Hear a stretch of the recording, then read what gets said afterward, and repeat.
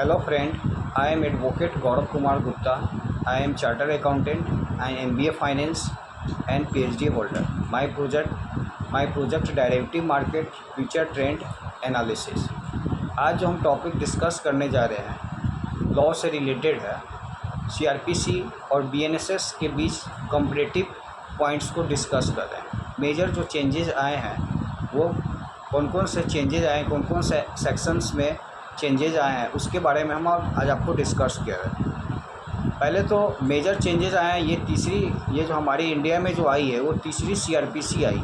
First में CrPC जो आई थी वो 1898 में जो अंग्रेज की है, इसमें बहुत सारे प्रॉब्लम आई थी। इनमें उनके अंदर एक्सिक्यूटिव और जुडिशरी एक ही अंदर काम करते थे, जो हमारे आर्टिकल 50 के खिलाफ थे। आर्टिकल 50 क्या कहता है? Separation of judiciary from executive. Separation of judiciary from executive. The state shall take steps to separate the judiciary from the executive in the public service of the state. There must be a complete division of power between executive and judiciary. इसलिए 1973 में code change करना, BNSS बनाने की ज़रूरत क्या थी? बहुत सारे एस्पेक्ट से जो आर्किटेक्ट हो गए थे इन्वेस्टिगेशन में डिपार्टमेंट, इसलिए write down the beginning change हो गया। राइट फ्रॉम द बिगनिंग की चेंज कैसे हुई? राइट फ्रॉम बिगनिंग चेंज हुई। फर्स्ट ऑफ ऑल डिफिनेशंस में सबसे पहले ऑडियो वीडियो, सबसे पहला जो चेंज आया, जो डिफिनेशन पार्ट में चेंज आया। डिफिनेशन में सबसे पहले ऑडियो वीडियो इलेक्ट्रॉनिक मीन्स को इंट्रोड्यूस किया गया। Shall include use of any communications device from the purpose of video conferencing, recording of process of identification, search and seizures and evidence transmissions of electronic communicators and from such other purpose and by such other means as the state government may by rule provided। एक landmark judgement state Maharashtra versus Praful Desai 2003 ने supreme court ने video conferencing allow और हमें define कर दिया कि एक तरह से हमने उसको लीगल स्टेटस दे दिया है। That is a part of definition. ये क्या हो गया? डिफिनेशंस के पार्ट हो गया। सेकेंड पॉइंट, पहले वाला जो सीआरपी जो था उसमें वायलेबल ऑफेंस था, अब नहीं है। अब इन्होंने क्या किया है? बेल वायलेबल एंड बेल बॉन्ड, ये तीन चीज़ अलग अलग कर दिए। अब हम इसकी बात करूँ, जब हम जूरिस्प्रूडेंस में जाएं तो बेल का मतलब होता था with money. Bail always hand a conversion of money, पैसा। Bond can be secured bond can be unsecured bond. अब ये कन्फ्यूजन था कि जो स्टूडेंट्स में जाऊँ। So new BNSS is clearly file कैसे? बेल और बेल बॉन्ड में डिफरेंस सेट किया गया। न्यू बीएनएसएस 2023 के अंतर्गत न्याय कानून में बेल मीन्स हो गया release of a person accuse of a suspect of commission of an offence from the custody of law upon certain conditions imposed and by an officer court on execution by such persons of a bond, a bail bond। Accuse of कब आता है? जब trial शुरू हो गया है। जब suspect of कब आता है? जब एफआईआर में नाम है, तब दोनों में बेल लिया जा सकती है upon certain condition impose by an officer या कोर्ट। वायलेबल ऑफेंस में पुलिस भी ले सकती है और कोर्ट भी ले सकती है, दोनों को कवर किया गया। बेल दो प्रकार से ली जा सकती है। पहला तो बेल बॉन्ड से और बॉन्ड से। बेल बॉन्ड मीन्स होता है undertaking for release with surety, यानी कि बेल बॉन्ड में श्योरिटी चाहिए, एक सिक्योर्ड बॉन्ड है उसमें श्योरिटी चाहिए। लेकिन बॉन्ड मीन्स होता है पर्सनल बॉन्ड या N undertaking for release without surety, only bond unsecured bond. जहाँ अब आइए सेक्शन 3 में भी चेंज आए हैं। CRPC 1973 में सेक्शन BNSS के सेक्शन 3 में चेंजिंग आए हैं। जहाँ भी सिर्फ मजिस्ट्रेट नाम आएगा उसको हम जुडिशल मजिस्ट्रेट पढ़ेंगे। जहाँ भी सिर्फ मजिस्ट्रेट नाम आएगा उसको हम जुडिशल मजिस्ट्रेट पढ़ेंगे। यानी कि BNSS में जो भी वर्ड मजिस्ट्रेट आएगा वो मान के चलिए it is a judicial magistrate. और जहाँ पे वाकई है, अब ये क्वेश्चंस उठा कि एक्जीक्यूटिव मजिस्ट्रेट और मजिस्ट्रेट में फ़र्क क्या। अब नया सेक्शन उसमें क्लॉज 1 में unless the context otherwise required any reference in any law to a magistrate without any qualifying word magistrate of the first class and a magistrate of the second class shall in relations to any area by constitute as a reference to judicial magistrate of the first class, judicial magistrate of the second class, as the case may be exercise jurisdictions in such area। हमने judicial magistrate क्या करेगा और executive magistrate क्या करेगा। Sub section 2 हमें BNSS के sub section 2 हमें बताता है। Where under any law other than this Sanhita the function exercisable by a magistrate relates to matter a which involve the appreciation और शिफ्टिंग ऑफ एविडेंस और the formulation of any decisions which expose any persons to do any punishment, penalty, detention, in custody pending investigation, inquiry, trial would have the effect of sending in court trial before and court they shall subject the provisions of the sanhita be exercisable by judicial magistrate। ये CRPC से जो offence को apply करती है, तो CRPC में भी offence को यह अप्लाई करती है। बाकी लॉ में रेफरेंस आप जैसे जेल में भेज सकते हैं, वो सिर्फ जुडिशल मजिस्ट्रेट ही भेज सकता है। बाकी लॉ में जो रेफरेंस है आप उसे जेल में भेज सकते हैं, वो सिर्फ जुडिशल मजिस्ट्रेट ही भेज सकता है। अब एक्जीक्यूटिव मजिस्ट्रेट क्या करेगा, तो बी पॉइंट हमें बताता है सेक्शन 3 का B point, which are the administrative executive in nature such as the granting of a licence and the suspension, cancellation of a license sanction for prosecutions withdrawing from a prosecution, they shall subject to the provision of clause A be exercisable by an executive magistrate। जहाँ पे evidence लेना है, कोई decision लेना है जिसमें सज़ा हो, जिसमें इन्वेस्टिगेशन, इंक्वायरी और ट्रायल हो तो जुडिशल मजिस्ट्रेट होगा। एक्जीक्यूटिव मजिस्ट्रेट जहाँ पे एडमिनिस्ट्रेटिव का काम होगा, लाइसेंस देना हो, सेंशन देना हो, वगैरह देना हो, एक्जीक्यूटिव मजिस्ट्रेट करेगा। यहाँ पर जुडिशल मजिस्ट्रेट इन्वेस्टिगेशन, इंक्वायरी और ट्रायल के दौरान यदि जुडिशल मजिस्ट्रेट किसी को जेल भेज रहा है, वो जुडिशल मजिस्ट्रेट को ही पावर दिया गया है। एक्जीक्यूटिव मजिस्ट्रेट को इतना ही पावर है, वो एडमिनिस्ट्रेटिव लाइसेंस देना, सेंशन करना वगैरह एक्जीक्यूटिव मजिस्ट्रेट का काम रह गया। सेक्शन 8 हमें यह बताता है कि इसमें भी चेंजिंग आया है। BNSS 2003 के नया सेक्शन, नया कानून में एक था मेट्रोपॉलिटन एरिया था। मेट्रो एरिया पूरा डिलीट कर दिया गया है। सेक्टिंग 8 डिलीट हो गया, सेक्शन 8 को डिलीट कर, कोई भी BNSS में मेट्रो नाम है ही नहीं।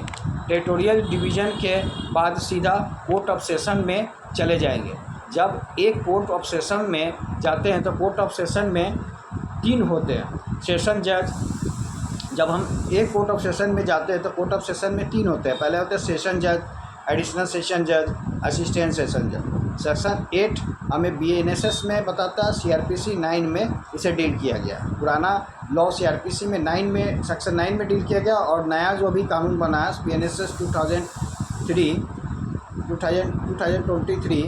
उसमें आपको BNSS सेक्शन 8 में डील किया गया।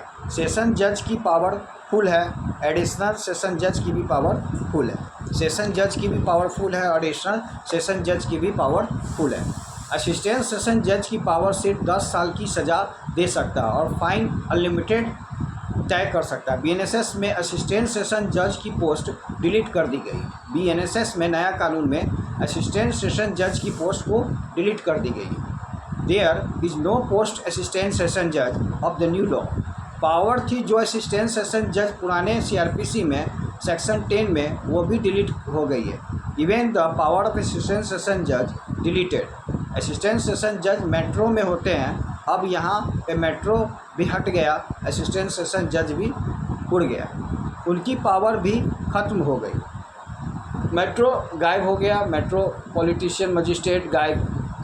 There is no division regarding metro politician chief है मेट्रोपोलिटन मजिस्ट्रेट, अब कुछ नहीं है। पुराने सेशन 18 होता था, अब हमारा CRPC डिलीट हो गया। जो PP, अब नया सेक्शन को और आइए, जो PP थे, PP भी सेम असिस्टेंट, PP भी सेम, इससे कोई फ़र्क नहीं पड़ता।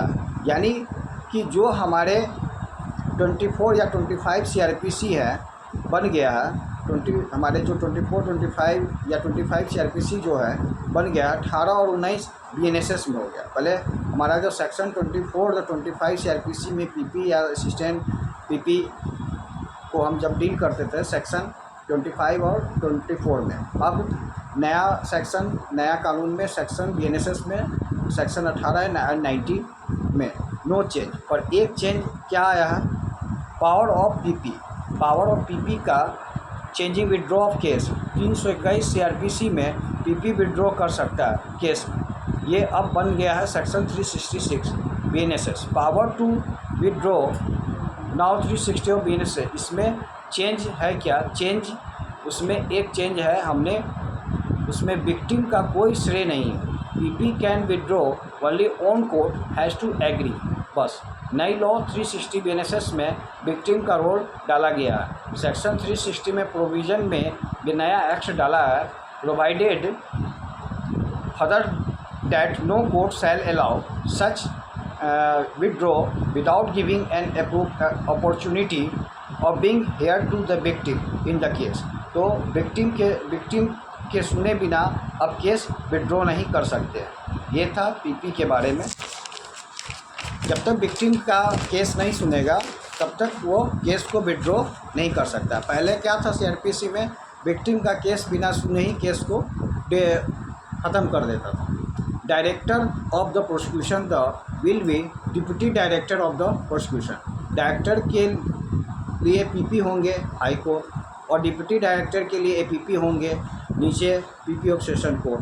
डायरेक्टर ऑफ प्रोसिक्यूशन और डिप्टी ऑफ डायरेक्टर प्रोसिक्यूशन बनने के लिए 10 साल की प्रैक्टिस CRPC में अब बढ़ा दी गई है, अब ये 15 साल कर दी गई है। नया BNSS में 2023 में नया कानून में 15 साल कर दी गई है। 15 साल प्लस एक चीज़ और ऐड कर दी है, अगर कोई सेशन जज रहा हुआ है वो भी बन सकता है डायरेक्टर ऑफ प्रोसिक्यूशन, 15 साल।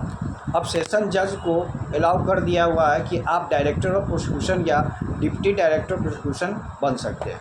असिस्टेंट डायरेक्टर ऑफ प्रोसिक्यूशन ये नया ऐड हुई है 25A BNSS में था। अब CRPC में इसका अब अलग सेक्शन बन गया, section 20।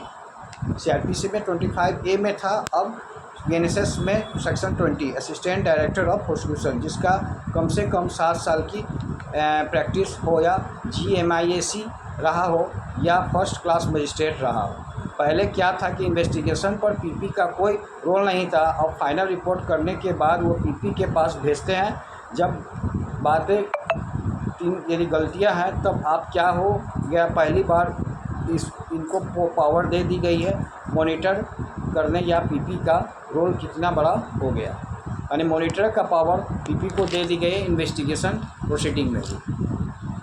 Section 27 power of the function the director of the prosecution. The power and the function of the director of prosecution shall be to be monitor case in which offence are punishable for 10 years या more, या with life imprisonment, with death या expedient the proceeding, and to give an opinion of filing of appeals. पूरा model role change हो गया director of prosecution का।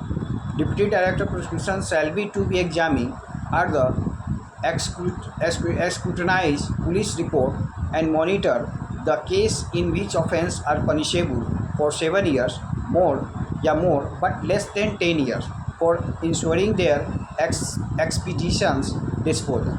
जो director of prosecution है वो मॉनिटर करेगा 10 साल से ऊपर, 10 साल से ऊपर का जो भी होगा वो डायरेक्टर ऑफ प्रोसिक्यूशन उसका मॉनिटर करेगा। DTP डीडीपी 10 साल से कम और 7 साल तक कवर करेगा। डिप्टी डायरेक्टर मॉनिटर, अब उसके नीचे assistant director of prosecution shall be monitor case in which offence are punishable for less than 7 year. इसका मतलब क्या हो गया कि पहली बार पीपी को इन्वेस्टिगेशन में डाल दिया, मॉनिटरिंग लिखा। इसका मतलब है कि उसकी जवाबदेही बढ़ गई है। उस पुलिस का भी बाप बन गया है असिस्टेंट पब्लिक प्रोसिक्यूटर। वो पूछेगा क्या कर रहे हैं फिर क्या नहीं कर रहे हैं, उसका जवाब देना पड़ेगा पुलिस को। अब जजेस को डायरेक्टर प्रोसिक्यूशन या डिप्टी डायरेक्टर ऑफ प्रोसिक्यूशन, अगर सेशन जज रिटायर है तो वो पीपी या जेडीपी बन सकता है। अगर वह जेएमआई से रिटायर है तो वह असिस्टेंट डायरेक्टर बन सकता है। हैज़ बीन मतलब रिटायर के बाद। हैज़ बीन का मतलब क्या होगा, रिटायर के बाद। अब पावर ऑफ कोर्ट से हमारे पास एक नई पावर दी गई है। सेंटेंस की community service Sanjeev Nanda case में सुप्रीम कोर्ट ने कहा था कम्युनिटी सर्विस इंडिया में होनी चाहिए। अब ये पहली बार बहुत important community service has been defined the BNS। यानी BNS का मतलब क्या, IPC में डिफाइन नहीं किया गया। सेक्शन 23 BNSS में community service has been defined the explanation. Community service shall be means the work which the court may order a convict to the perform as a form of punishment that the benefit the community for which shall not entitled to any remuneration। BNSS में दिया। community service कौन है कर सकता है, the court of a magistrate the first class may pass a sentence of imprisonment for a term not exceeding 3 years or of fine not exceeding 50,000 rupees of both of community service। 10th JMIS 10 साल का सज़ा JMIS और 50,000 रुपये fine, 3 साल का सज़ा या दो। कोर्ट ऑफ सेशन CGM 7 साल फाइन और लिमिटेड। JMIS 3 साल का सज़ा और 50 लाख जुर्माना। JM judicial magistrate second class 1 साल, फर्स्ट क्लास 1 साल का सज़ा और 10 साल up to.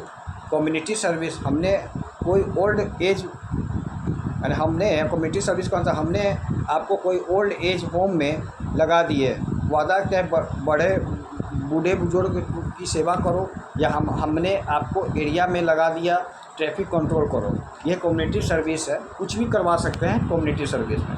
Constructive sentence double. Constructive sentence में यदि CGM का पावर 7 साल है तो 7 दूनी 14 साल का सज़ा सुना सकता है। उसके बाद आपको CGM का पावर 7 साल है तो 7 दूनी 14 साल का। पहले क्या था कंस्ट्रक्टिव सेंटेंस में, जैसे चोरी किया 4 साल का, ट्रेस पास किया, चोट लगा, ग्रीवियस हर्ट हुआ, टोटल मिला के 12 साल का सज़ा हम पहले सुनाते थे। CRPC में 14 साल तक का। लेकिन अब JMIS को 3:2, यदि 3 साल का सज़ा है जुडिशल मजिस्ट्रेट फर्स्ट क्लास को तो उसका दुगुना हो जाएगा। JMI में 1 है तो 2 साल का हो जाएगा। CGM 7 साल का दे रही है सज़ा तो 14 साल हो जाएगा। 31 CRPC में मैक्सिमम कंस्ट्रक्टिव SJ सेशन जज नॉट ट्रायल करेगा, असिस्टेंट सेशन जज को डिलीट कर दिया गया। Is no case shall be such person be sentence to imprisonment for a longer period than 20 years. 20 कौन दे सकता है, CGM या JMI या JM दोनों नहीं दे सकता है। असिस्टेंट सेशन जज उनकी पावर कितनी थी, 10 साल। अब आपने ये पोस्ट ख़त्म कर दी जो 20 साल दे सकता था। जो पोस्ट ख़त्म कर दी है ये एक मिस्टेक न्यू लॉ में, आगे इसको सुधार करनी पड़ेगी। सेक्शन 35। अब आगे सेक्शन 35 अगले वीडियो में हम डील करेंगे arrest of person. That's all.